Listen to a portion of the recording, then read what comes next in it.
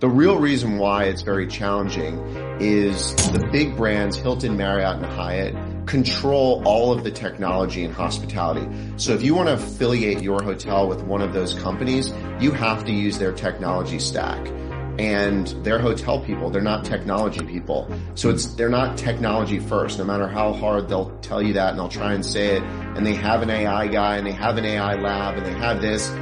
That lab will probably, sorry to say it, be doing nothing in 5 years, and something will have replaced it.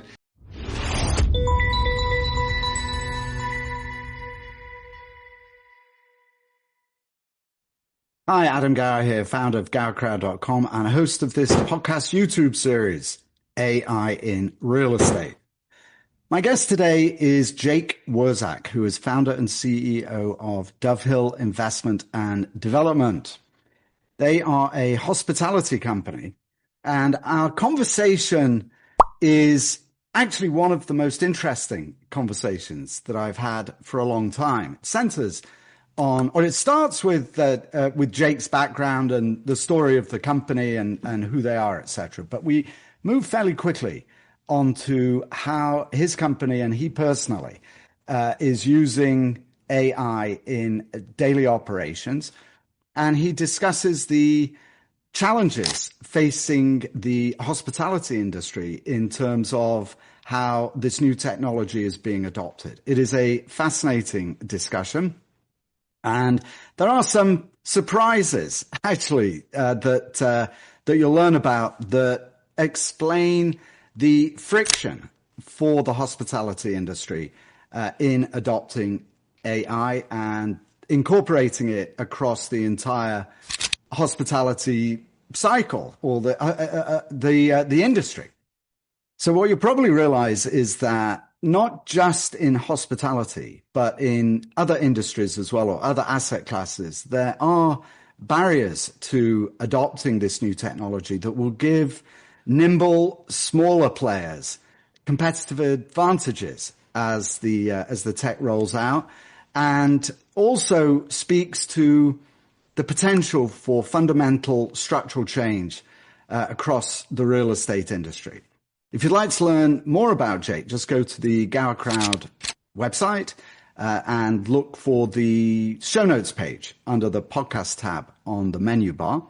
And while you're there, do please subscribe to my newsletter if you've not already done so. You can always unsubscribe, but I provide summaries of these conversations and links to training and learning opportunities that we are offering here at Gower Crowd, all there at gowercrowd.com. All right, let's move on to my conversation with Jake. Here he is, Jake Wurzak, CEO and founder, DoveHill Investment and Development, coming right up. Jake, what a pleasure meeting you. Thanks so much for joining me today. I'll tell you what, why don't we start at the very top? Tell me about your background, what company you founded and run, and kind of gives a sense of scale as well. Who are you guys? Sure. So my name's Jake Wurzak. I founded a company called DoveHill in 2011. And about the same time, I started working with my dad in a company that he started called Wurzak Hotel Group. So the simplest way to think about this is Wurzak Hotel Group manages hotels throughout the country, and DoveHill invests, develop, asset manages our hotels and also other hotels that other people manage also throughout the country. And to date, we oversee about 20 hotel properties, and we manage directly 11 of those hotel properties. So we're covering a lot of East Coast properties. They range from full service hotels to limited service hotels to luxury hotels. So we've got a pretty big gamut. I think the hotel industry has completely changed in the past 5 years, so it should make for an interesting conversation. Oh my goodness, you're anticipating everything that I'm going to be talking about. All right, so let me just, before we get into the nuts and bolts here, I do want to understand a little bit more about what you do.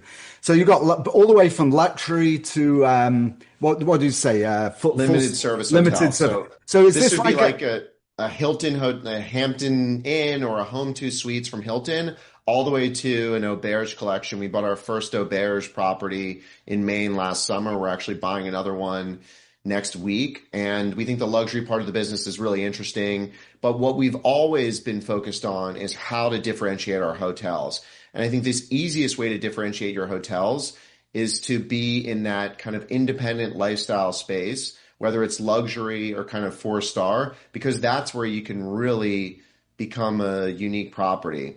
The hotel industry has been hyper commoditized over the past 10 years. So all of these limited service hotels are very much like they're all the same.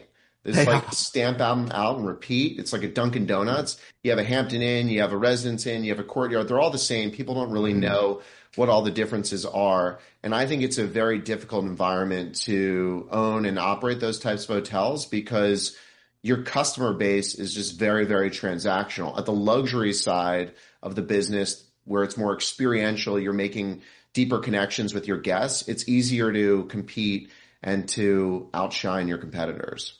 So this idea of having a product at both ends of the economic scale, if you want to say, do you think of this as a barbell approach that helps you through economic cycles? You know, people tend towards the lower end during downturns and towards the upper end. I mean, what is the logic behind doing I think both there's a ends? lot of logic to it. Actually, the one of the highest performing hotels in the United States is owned by a guy who owns maybe three luxury hotels and one limited service hotel. So it's a true barbell approach. And he would say 100% yes, that's the way to go. How we built our business isn't necessarily a heavy emphasis on kind of the lower end. It was a lot of the upper upscale, which they call it. So around the four-star range. And I think it actually became more challenging over the past 5 years because depending on where you were in that upper middle segment, it became very difficult because a lot of supply came in. There's a lot of new brands that came out.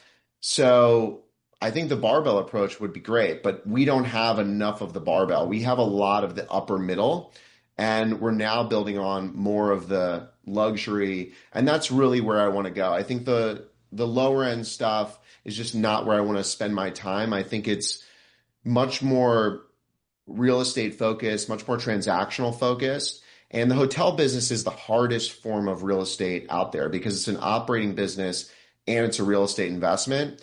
And at the lower end, it feels very much like a real estate investment, but you still have to operate it. So like the juice, I don't think is worth the squeeze. If I was going to do that, I'd rather do multifamily or industrial or something. So if you're going to be in hotels and you're going to go through the challenges and the opportunities of an operating business, I think the higher end presents more upside for at least for us, because that's where I get energy and that's where I get excitement. All right, good. So, I've got about 47 questions here, but I'm just going to that I prepped beforehand. So, of course, none of them are relevant now. Let's go ahead and dovetail into what you said, if you don't mind the pun slightly. You mentioned the last 5 years. A lot has happened. Well, one of the big changes over the last 5 years has basically been the emergence of AI. So what have you seen happening? Let's go back 5 years, which is, pre-AI, BAI, right? Before AI era. And describe what changes you're seeing in the industry and how are you beginning to see the impacts of AI on what you're doing? So the hotel industry, for whatever reason, has been very slow to adopt new technologies that you would think are very commonplace in other industries. So Mm. for example, the computer systems that you use to check in are all very antiquated. The ability to check into a room with your phone recently has come into play, but for many years the technology existed, but hotels didn't have it. The real reason why it's very challenging is the big brands, Hilton, Marriott, and Hyatt, control all of the technology in hospitality. So if you want to affiliate your hotel with one of those companies, you have to use their technology stack. And they're hotel people, they're not technology people. So they're not technology first, no matter how hard they'll tell you that and they'll try and say it. And they have an AI guy and they have an AI lab and they have this. That lab will probably, sorry to say it, be doing nothing in 5 years, and something will have replaced it. And I think that's been the biggest backlog in the hotel industry. And then you have independent hotels that aren't affiliated with those that can do whatever they want from a technology standpoint, but from a tech platform and a tech company side, there's probably not enough business for them to just go focus on those little fragmented owners. So I don't think a lot of technology gets pushed as much as it does in other industries into hotels because there's this logjam with the brands. That's interesting. There are some platforms, though, that are developing AI solutions specifically for hospitality. So you don't have to invent it internally. You can go to those. Have you seen any of those or worked with any of Yeah, them? we've seen What a do you couple. think? I mean, the biggest area of disruption, I think, for hospitality should be on the revenue side, but also on the expense side. But I'll talk about the revenue side first. So hotels are like airlines. We set our rates every single day. We're constantly changing them many times throughout the day based on different variables. They might be external variables like a big event in town or weather or some sort of impact that's happening nationally in the economy, or it might be an internal event. Like we have a big group that we're hosting. So the group has maybe 50% of the hotel. That means the balance of the hotel, we can sell at higher rates because we already have this built-in business, what we call base business into the hotel. The whole revenue management strategy and platform, largely till recently, has been a very manual thing. Like I have three of them on my team that literally change rates at hotels daily, like into a computer. And they're also not as dynamic as you would like. So, they're like in buckets. So like the rate might be $179, but it might not be $175 based on some sort of technology thing that the system is seeing. And that is ripe for disruption. But again, access to that is controlled by the brands. So the brands are starting to bring and introduce some technology, some algorithms, but I wouldn't call it AI. So when I'm looking at areas to include AI into my hotels, I think revenue is a very, very key area. What I've been really interested on, because I don't want to wait for the brands to like say, here's our AI platform and how to revenue manage your hotel better. We started using Claude in our company recently, and the ability to basically have some sort of an app on your computer that then can go do things on your computer that a human can do, that gives me the opportunity to basically bypass the restrictions that the brand has because now I'm like replacing a human or supplementing a human with this little agent on my computer versus like relying on some sort of platform that I then have to get integrated with all my systems. So that's been really exciting to see recently. And I've tasked my team to go figure out how we can use Claude to basically work in the systems that we already have without having to bring in a new system. Okay. So let me understand what I think you just said. So you've introduced Claude, and the way that you're using Claude is to act as to sit in between you and these antiquated systems. I'm making this up a little bit, but by way of asking a question, to create a dashboard that your team can use that uses this antiquated system, but the dashboard and the functionality makes it a lot more efficient. Is that what you're describing? Correct. And my team is really starting to figure out how they can actually use it. So that might be the example that they come up with, but there could be other examples. For example, if each revenue person oversees 6 hotels, well, then they can only be doing one hotel's revenue changing at one time. But now with this agent, it can all be done potentially simultaneously. So maybe through this dashboard, they're saying, hey, here are the changes that we think you should make based on all these factors. And then with one click of the button, he can then go impact 6 or 7 different hotels. Whereas now he'd have to go in and manually make those adjustments. So can this whole process be automated so that you don't actually need somebody to make the adjustments that the tech itself that Claude actually says, okay, here's your ideal price, today in all of these hotels, set them. I think the analytical component can be automated. So we have a data analyst on our team that's just taking information from all these different sources and then summarizing it for decision makers so that they can make decisions. I think that task and process can be automated. And then I think a lot of the middle stuff can be automated, but the strategy, the communication, maybe the ability to link information between multiple departments within a hotel, that you probably still need a human touch. But what I think is cool is like, okay, so the revenue manager is not acting in a vacuum. They're going to be talking with the salespeople at the hotel, the general manager at the hotel, because the general manager might say, hey, we can't sell the last 10 rooms in the hotel because we have this rock band coming in. I know every time they're going to book the last 10 rooms, or we can't sell the last 5 rooms because we're having this electrical issue and those rooms are just going to be out of order.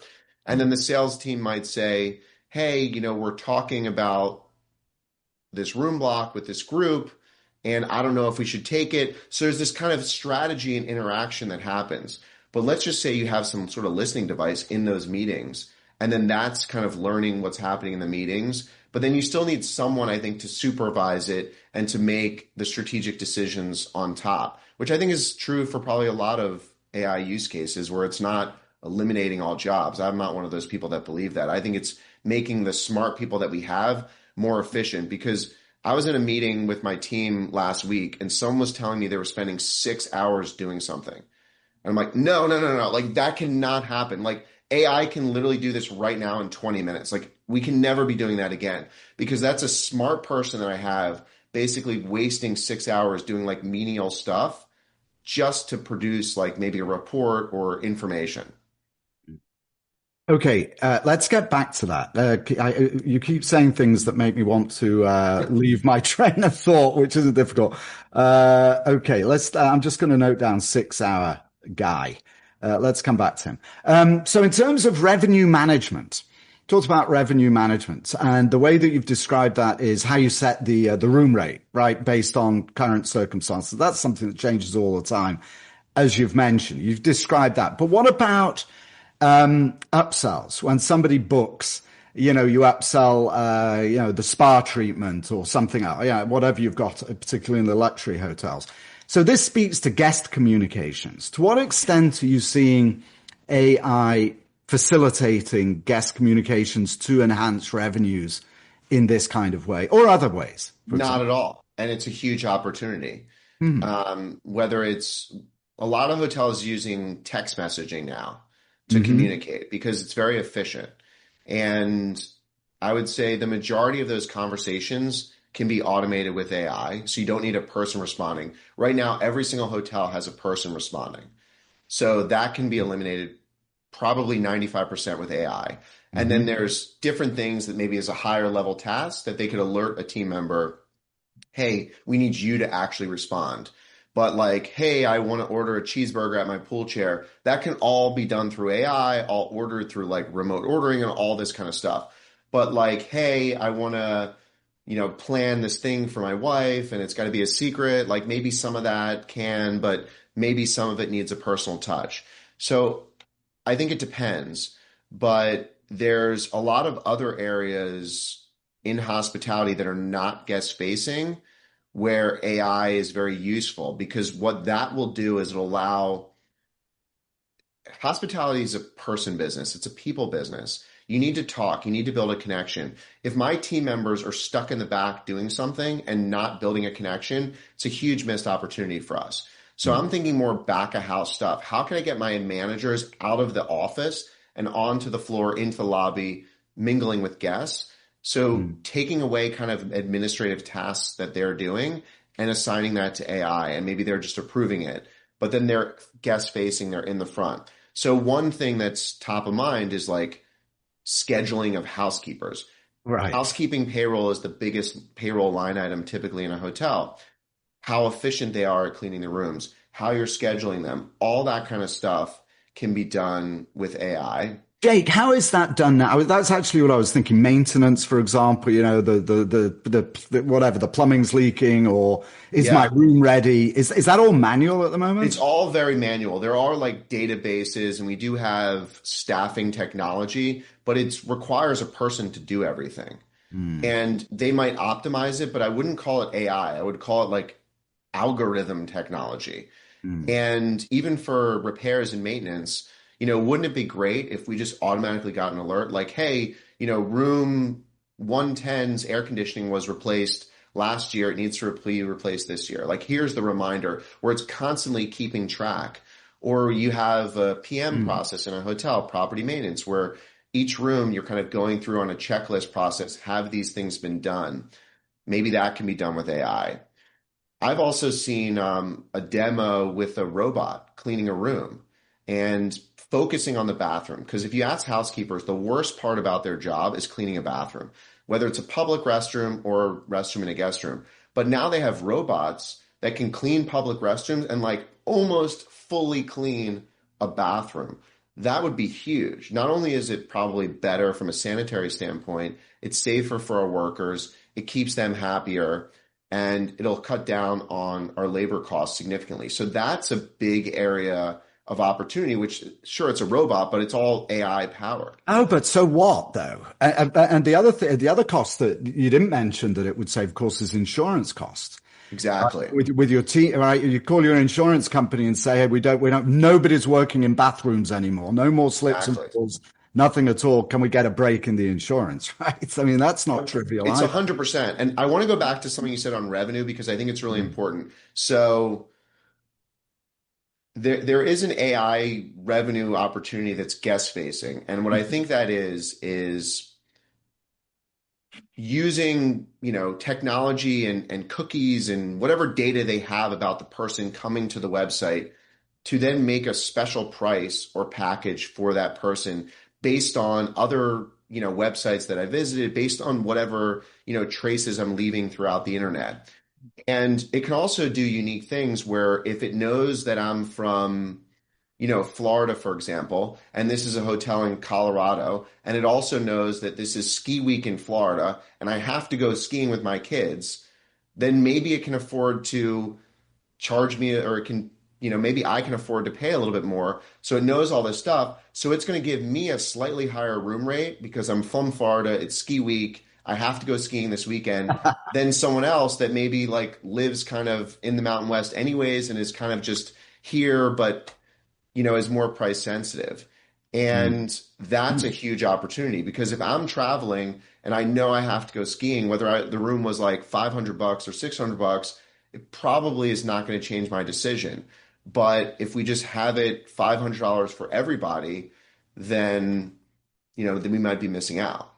Well, and then also in terms of upselling, and by the way, I do have something about, I'm going to share with you somebody that I've got to know recently, just to ask if it's something you're familiar with. But do you have a process with the luxury level, it's all about personal services, you said. So you want to remember when somebody comes back Yeah. specifically. So how do you trigger the kind of messaging when somebody comes back that says, "Oh, it's nice to see you again, Jake. Great to have you back. Would you like the same package as you had last time?" This is all like a combination of computer systems, but it's like goes back to being manual again, It is all where manual. it's just Okay. crazy. So even if you take one of the best hotel companies in the world, Four Seasons, on the Mm. luxury side, I'm a big Four Seasons fan. I've stayed in a lot of their hotels. One hotel I've stayed in 4 or 5 times this year. I was checking into the front desk and I got someone new that I hadn't, checked in with before. Mm. "Oh, welcome, Mr. Wurzak. We're so glad to see you. Have you stayed with us before?" I'm like, "Have I Ah, stayed with you? I've been here 5 times this year. What are you right. talking about? Like, how Yeah. is it not flashing on your screen when you get my name that like High this is priority it. guy. This is where my Yeah. preferences are." Mm. But the notes might be in my, like she could have looked it up, but Mm. it's not there front and center. And I think that's the shift that AI is going to have. It's going to bring the information to the people easily so they Mm. don't have to, dig for it.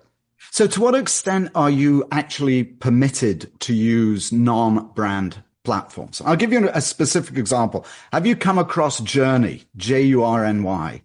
No. Okay, so Journey, full disclosure, I made a little investment in this shop. They started as a short-term rental business where they were catering to people. It's actually, I've recorded a couple of podcasts with them. You might want to listen to them. They're actually quite Whoa. interesting. They have an interesting platform. But they've discovered that the scale they were able to get to with with short-term rentals. So taking somebody from managing 5 properties on their own to managing 200, right, with full AI automation across the whole communication process, applies to hotels. So they're starting to migrate into hotels. Are you allowed to use platforms like that as a branded shop? No. No. No, so it's amazing. A friend of mine just opened an independent hotel, and it's basically person light. So he has housekeepers, but Mm. all the check-in is done remotely. You can make your own key card. There's no front desk person. It's just like a kiosk, like a terminal. And it's very, very cost effective for him, and he's doing a great job. But we can't do any of that. Like we have check-in kiosks, but if it's through a brand, then the brand has to pump it through. We, have we're going to have two auberge hotels, and they're a brand, but they have a lot less restrictions from a technology standpoint. I'm really excited to explore with them because they're just smaller, more nimble. They can do this kind of stuff to make for a better guest experience. But Hilton and Marriott, you're really locked in to using a lot of their systems. For different things, you can use other systems, but when it comes to like checking a guest in and kind of revenue management, all that's locked in. But if we're talking about purchasing supplies for the hotel, I can use a Ah, different system. So someone just told me about the system called Folio, which is apparently a Thrive-backed company that makes better purchasing decisions for people purchasing items at hotels, whether it's, pillows or groceries or toilet paper, whatever it is, they have some sort of system that does it. And again, this is manual. Like my team is like going through some sort of computer system, like, all right, this month we're going to buy 200 rolls of toilet paper. And they're mm. doing all that manually. It That's ridiculous. doesn't have to I be mean, it's done. just It's ludicrous. crazy. Yeah. You should see the stuff. I mean, it's totally off topic. Actually, it's exactly on topic, but you should see some of the stuff that I'm doing with AI. It's just mind blowing, the stuff I'd we love to cover. see it. Like Oh, it's imagine if crazy. your ordering was like tied with AI to what your actual occupancy was going to be. So you don't have a human like trying to figure any of this out. Here's the thing, Jake, seriously. What I find so fascinating about AI is that it is an incredible learning experience. What do you call it? It's a level playing field. And the world experts in AI in real estate have been doing it since what time is it, right? So you can come up to speed very quickly. What I like to do is show some of the wacky, incredible functionality in very simple use cases, because the way to apply it is Right. creativity. Right. It's creative. That's the human difference, is to have ideas and to see problems that we're facing. And if you know that there's a solution, like the example I was going to give you is you can take a picture of your fridge and it will give you recipes. Okay. Now you know that's possible. Okay. Suddenly you'll see something. You'll say, oh, we could apply it here. We could do that here. Let me change the topic though, actually. I'll get back to something that you said. You are probably way too young to remember the $6 million man. Do you remember this guy? No. The Bionic Man. He was a show that came out, and he was an astronaut that had been injured, and they gave him all this bionic stuff, and he could do amazing things. It was a really good show. Your 6 hour man that was spending 6 hours. Just describe to me what he was doing and how you figured out what it gets back to this idea. If you know the tech can do something, then you know how to solve it. If you don't know what the capabilities are, you don't see the solution. So just describe this situation to me and how you solved it. It's so painful. And I don't even know specifically all the details, but generally we are implementing a new business intelligence platform across all of our properties. And the accounting system is separate. And then we have this business intelligence layer that goes on top. That company also sells an accounting system. So they don't have this one accounting system and this one business intelligence system doesn't have a very clean link to connect because they're competitors. So what she was doing is like linking data between these two systems, which completely can be done with some sort of Oh, an yeah. AI system. It just can. Yeah. So now, like when you're spending 6 hours on a project like that, your entire brain is fried. So you have no energy left for higher level strategic thinking. And this is like a senior person of mine. She just is super smart. She works very hard. She takes on a lot of work, but it just wasted all of that amazing creativity that she could have had focusing on something else. So, I mean, now it should be like the 6 Minute Man, really. That's right. Or woman. I Yeah. felt bad that I said man when you said it was a woman. In fact, they did come up with another show. It's called The $6 Million Woman. I think there was Yeah, well, or that's what it is. he got a mate or something. I forget exactly how the season grew. But I Um, mean, we were mm, talking a lot about the operational side of the business, but on the investment mm, side of the business, mm, we're just I can do whatever I want. So we've been using AI in a lot of creative ways. And I'll give you a couple examples. So mm. one example is, we bought a hotel and we are renovating it pretty extensively in a lot of areas. So pretty quickly, I just took a picture of an area and described to it what I wanted the renovation to be like, and I put it in Gemini, and I think their image stuff is great, and you probably have some better ones. But it created this beautiful rendering Mm. that, sure, it's not 100% of what I wanted, but after a couple iterations, it probably got to 90%. But that is a picture that I can now give to an architect, give to someone else in the hotel, give to a designer, and say, this is what I'm looking to achieve. And they immediately get it. So it's amazing. I would have paid $3,000 for that and waited 3 weeks Exactly. 2 years ago. Instead of doing it on your phone while you're walking through. It's mind blowing. Exactly. It's It crazy. really is. And you do, you guys do ground up development as well, don't We you? do. We do. And Mm, we haven't done one since in 2.5 years. And, mm, there's so much to be done there. I mean, you heard Jeff Bezos recently talking about making the whole permit process in Miami with artificial intelligence. Like the idea of like reviewing plans and having inspections, it adds so much time and cost yeah. that, all this could be You'll saved with never, I'm sorry, AI. I've got to stop you there. Just, but the cynic in me says that you'll never get any jurisdiction to agree to that because then they won't be able to slow you down. 100%. And Right? then they have to fire people and they're non-confrontational, so they wouldn't want to do that either. They can't do that. You know, I used to, when I was developing, it's been a while since I developed, but I had a guy that I worked with at the LA City Department of Building and Safety. And he said, he had this technique. I said, how do you deal with your phone calls? He said, oh, no problem. He says, whenever I get to 10 messages left, I just hit delete all. That's what he told me. I can't believe it, but that's That's the the mentality. progress. It is mind blowing. Um, Okay, so how are you personally, how do you personally, I mean, you've described walking through So that was one a area, building. but What then else? like Yeah, how else are you doing? sitting at my desk here, Mm, 10 days ago, I got into Claude. We were previously using, everyone on our investment team was using ChatGPT. hmm And a friend of mine told me about Claude. And obviously I'd heard about Claude, but then I started reading all this stuff about co-work and code and all that. And I have no, computer background. I just love computers and technology. I read mm. all these articles on X and then quickly got up to speed on Claude co-work.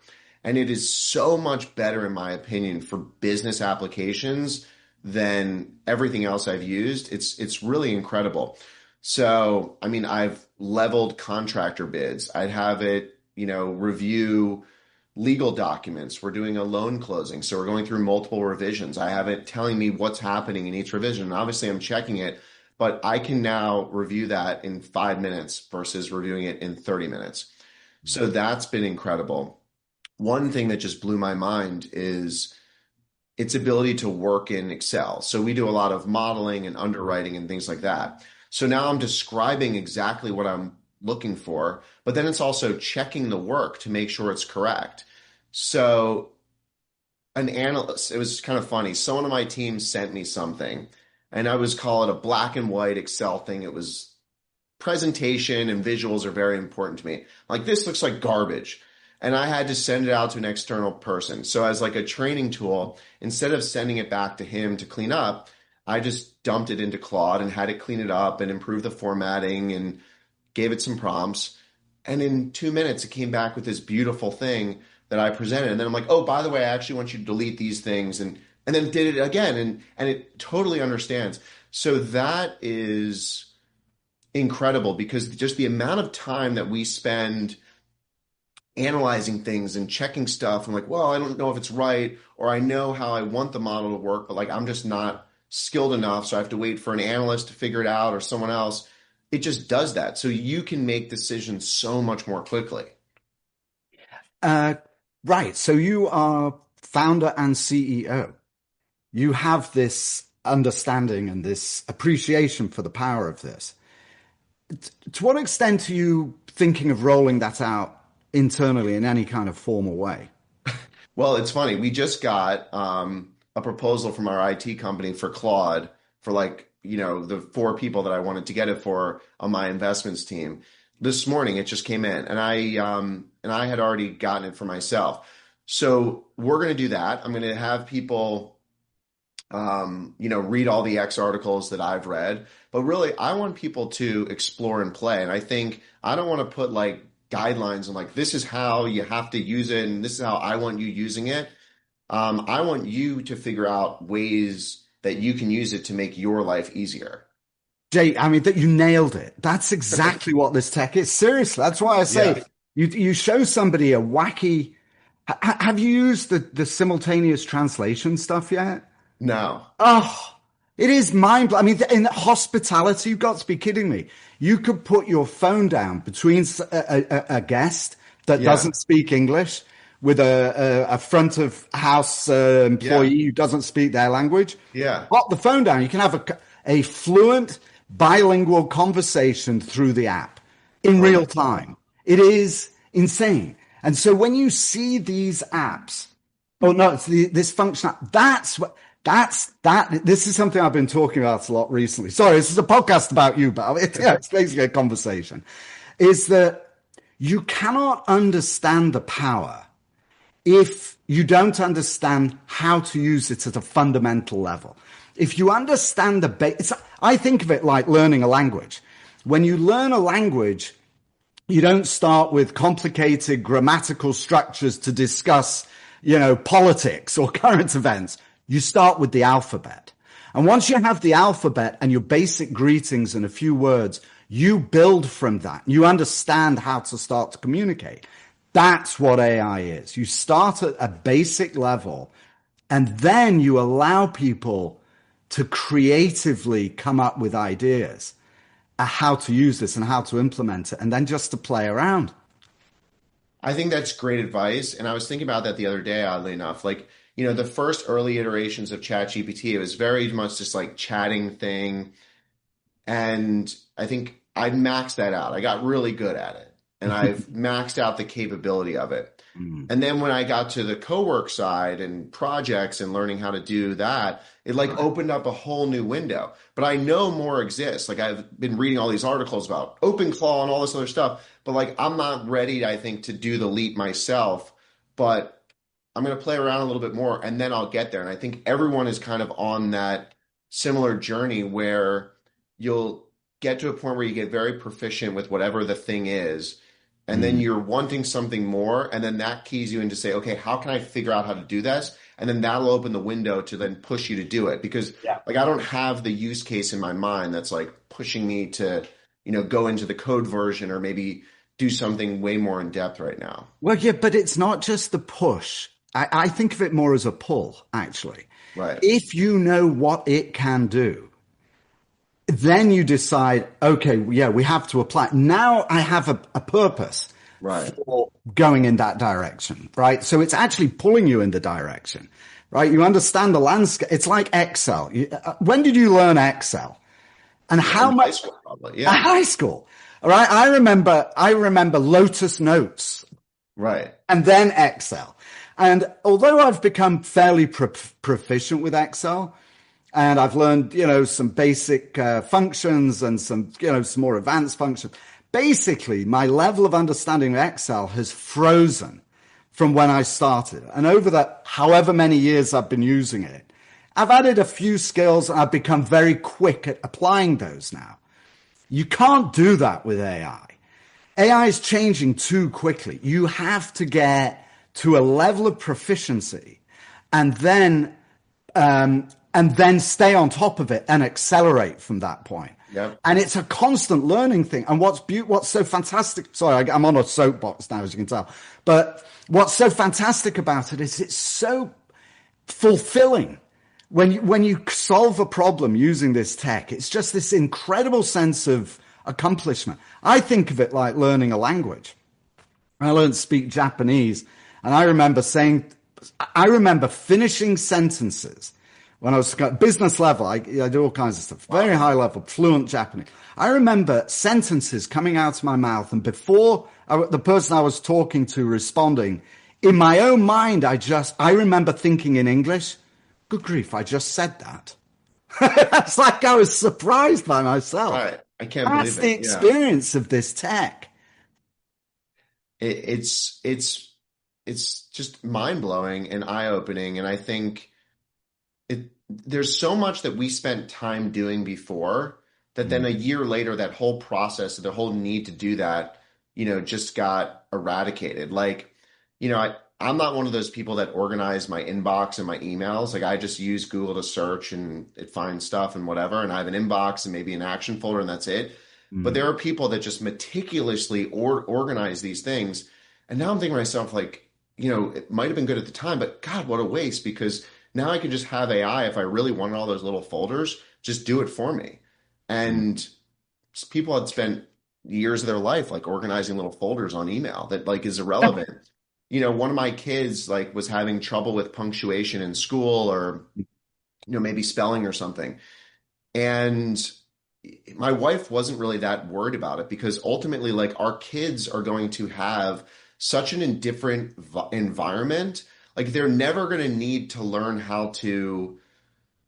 they're never going to be in a situation where they're writing grammatically and it's not going to autocorrect for them. Sure, you want to know the basics, but there's always going to be these technology tools that are out there that are going to solve these things. So it's important to have the foundation, but then it's also important to realize that, like, okay, I'm fine with this foundation. I don't need to become an expert because all these tools are going to make me an expert at the end of the day.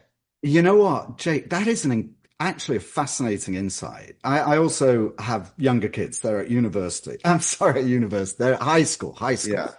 And I am frankly shocked at I come from a classical English education, right? So we called our male teachers master. Yep. It's the master, right? We stood up when they came into the room. We wore uniforms.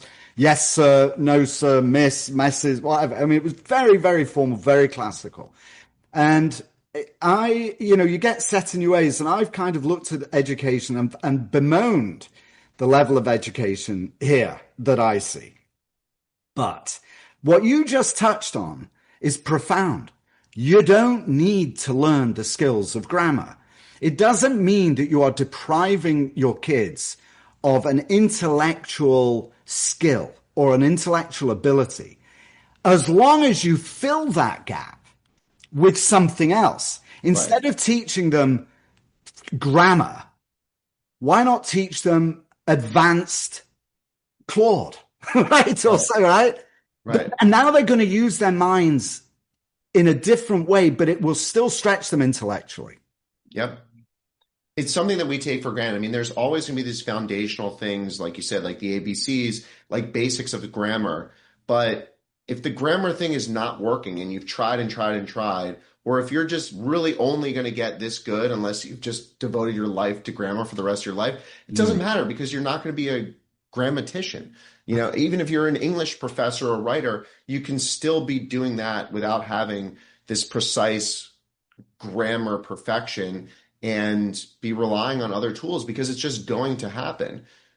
Similarly, like, no one memorizes phone numbers today. Back in the day, you had to memorize a phone number. So why should I still memorize phone numbers if I don't have to do that?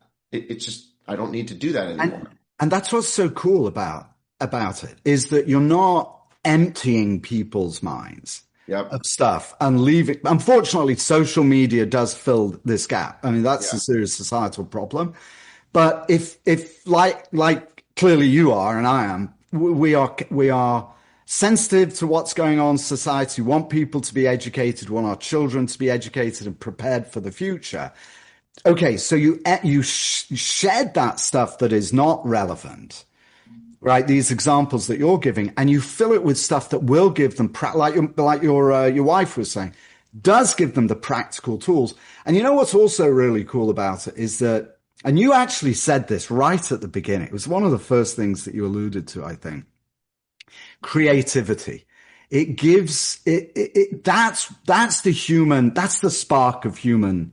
That's what makes us different, is that it's the idea of creativity, and to give your kids so now I feel like I'm lecturing. I don't mean to. I'll finish up this thought. No, you're not. But to give your kids the skills in order to be able to really dive into their creative selves is how they can find their meaning in life. I know it gets very philosophical at some point, but it's a fascinating shift. Is Absolutely. that right? Absolutely. You know, you have now time to do other things that might give you more energy, that might be more inspiring, that might help other people that were taken up by things that probably didn't do that previously. That's it, like where the comma should go. Right. Yeah, my kids joke at me. They can tell if I'm using like their phone or somebody else's phone to send it because I use punctuation. Say, Yeah. Dad, I know it's you. So I It's get funny. mocked. Jake, I tell you what, let's wrap up. Let me ask you. Tell you what, let's ask one final question. 2026, March 26, all kinds of wonderful things going on in the world. But let's just stay focused on AI. Where do you see it going? Right? How do you think the hospitality industry is going to evolve in the coming years, even if the brands are kicking and screaming at the moment about it? Where do you think are they going to be over? Are they going to be wiped out by nimbler competitors? There's going to be, I think, a lot of disruption in hospitality, but not totally related to AI. I do think the brands are going to have to adapt and adopt AI much quicker than any other technology they previously adapted. But I think that's ultimately going to be driven by cost savings, revenue generation, and a better guest experience because you maybe have more interaction with the guest and you're doing less stuff behind the scenes. So there's just going to be a tremendous push to do that. And I think part of why they've been so reluctant is not necessarily a just genuine desire, but it's because the process to transition is very difficult. Like these systems are old, but now if you have AI just writing a new thing or doing the transition for you, instead of hiring 50 guys to come in and move all this data around, then it becomes much easier. Like I was reading Oracle was talking about they're now using AI to write their software, but they previously used people to write the software. So if a customer wants something tweaked, they needed a guy to come in and write some code and do this thing. Now they can just have AI do it. So I think ultimately like that's going to help them transition because I think a lot of it was just very like intensive and spread out and fragmented. Well, that's the latest version of Claude. I just opened up 4.6. 4.6 was Claude built 4.6. So It's now, crazy. now we're on this parabolic, Yeah. growth of the tech. All right, let's wrap up. Jake Wurzak, founder and CEO, DoveHill Investment and Development. What a fabulous conversation. Thanks for picking up with it on me. I mean, picking up on it with me. It was a great conversation. Thanks a lot. And I'm really excited to see a year from now what we're all talking about with AI because it was completely different last year and 2 years ago. So it's going to be great to see. Thanks for having me. All right, that was Jake Wurzak, founder and CEO of DoveHill Investment and Development. Jake, what a pleasure meeting you. Thank you so much for such an interesting discussion about something that is incredibly exciting to be a part of, to be alive through, and to be watching develop and evolve before our very eyes in real time. Yeah, I really enjoyed our conversation. Thank you. And thank you to dear viewers for joining us. Like I said, I would love to hear your thoughts and views on this. When it goes out on LinkedIn or via my newsletter, or if you find it on YouTube, go ahead and reply to my newsletter if by email, but comment on LinkedIn and on YouTube also. It'd be interesting to hear what your thoughts are and how they dovetail into the conversation that Jake and I just had. Okay, that is all I've got for this week's episode. Thank you for joining me again. And until next time, it's Adam Gower signing off.